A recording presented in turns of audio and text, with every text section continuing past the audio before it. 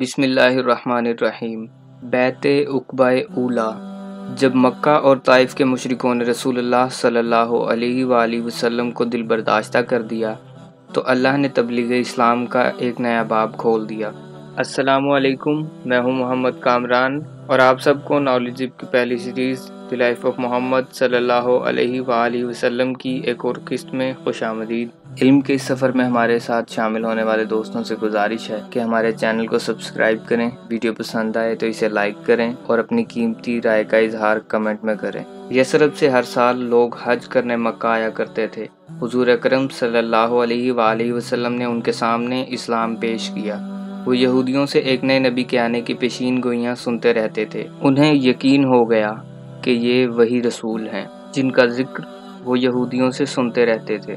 قبیلہ خزرج کے 6 آدمی مسلمان ہو گئے۔ انہوں نے واپس جا کر اسلام کا پیغام دوسرے لوگوں تک پہنچایا۔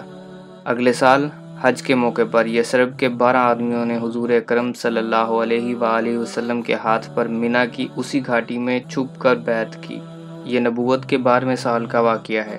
بیعت اس جگہ لی گئی جہاں اب مسجد عقبہ ہے۔ اسے بیعت عقبہ اولا کہتے ہیں۔ اس کے بعد حضور اکرم صلی اللہ علیہ وآلہ وسلم نے موسیٰ بن عمیر کو مسلمانوں کے ساتھ تبلیغ اسلام کے لیے مدینہ روانہ کیا۔ وہ مدینہ میں حضرت اسعد بن زرارہ رضی اللہ تعالیٰ عنہ کے مکان پر ٹھہرے اور انصار کے ایک ایک گھر میں جا کر اسلام کی تبلیغ کرنے لگے اور روزانہ 1-2 نئے آدمی آغوش اسلام میں آنے لگے، یہاں تک کہ رفتہ رفتہ مدینے سے قبا تک گھر گھر اسلام پھیل گیا۔ قبیلہ اوس کے سردار سعد بن معاذ بہت ہی بہادر اور بااثر شخص تھے۔ موسیٰ بن عمیر نے جب ان کے سامنے اسلام کی دعوت پیش کی تو انہوں نے پہلے تو اسلام سے نفرت و بیزاری کا اظہار کیا، مگر جب موسیٰ بن عمیر نے ان کو قرآن مجید پڑھ کر سنایا تو ایک دم ان کا دل پسیج گیا اور اس قدر متاثر ہوئے کہ سعادت ایمان سے سرفراز ہو گئے۔ ان کے مسلمان ہوتے ہی ان کا قبیلہ اوس بھی دامن اسلام میں آ گیا۔ بیعت عقبہ ثانیہ۔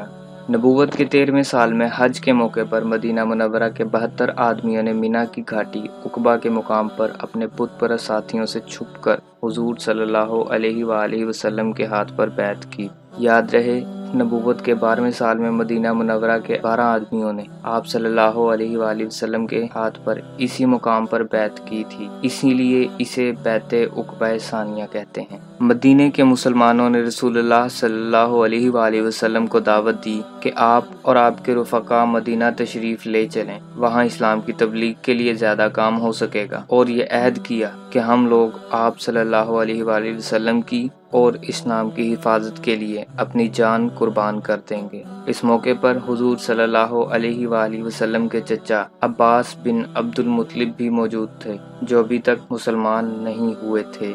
انہوں نے مدینہ والوں سے کہا کہ دیکھو، محمد صلی اللہ علیہ وآلہ وسلم اپنے خاندان بنی ہاشم میں ہر طرح محترم اور باعزت ہیں۔ ہم لوگوں نے دشمنوں کے مقابلہ میں سینہ سپر ہو کر ہمیشہ آپ صلی اللہ علیہ وآلہ وسلم کی حفاظت کی ہے۔ اب تم لوگ ان کو اپنے وطن میں لے جانے کے خواہش مند ہو تو سن لو، اگر مرتے دم تک تم لوگ ان کا ساتھ دے سکو تو بہتر ہے، ورنہ ابھی سے کنارہ کش ہو جاؤ۔ یہ سن کر برا بن عازب طیش میں آ کر کہنے لگے کہ ہم لوگ تلواروں کی گود میں پلے ہیں۔ برا بن عازب اتنا ہی کہنے پائے تھے کہ ابو الہیثم نے بات کاٹتے ہوئے کہا کہ یا رسول اللہ صلی اللہ علیہ وآلہ وسلم، ہم لوگوں کے یہودیوں سے پرانے تعلقات ہیں، اب ظاہر ہے کہ ہمارے مسلمان ہو جانے کے بعد یہ تعلقات ٹوٹ جائیں گے۔ کہیں ایسا نہ ہو کہ جب اللہ تعالیٰ آپ صلی اللہ علیہ وآلہ وسلم کو غلبہ عطا فرمائے تو آپ ہم لوگوں کو چھوڑ کر اپنے وطن مکہ چلے جائیں۔ یہ سن کر حضور صلی اللہ علیہ وآلہ وسلم نے مسکراتے ہوئے جواب دیا کہ تم لوگ اطمینان رکھو کہ تمہارا خون میرا خون ہے، اور یقین کرو میرا جینا مرنا تمہارے ساتھ ہے۔ میں تمہارا ہوں اور تم میرے ہو، تمہارا دشمن میرا دشمن اور تمہارا دوست میرا دوست ہے۔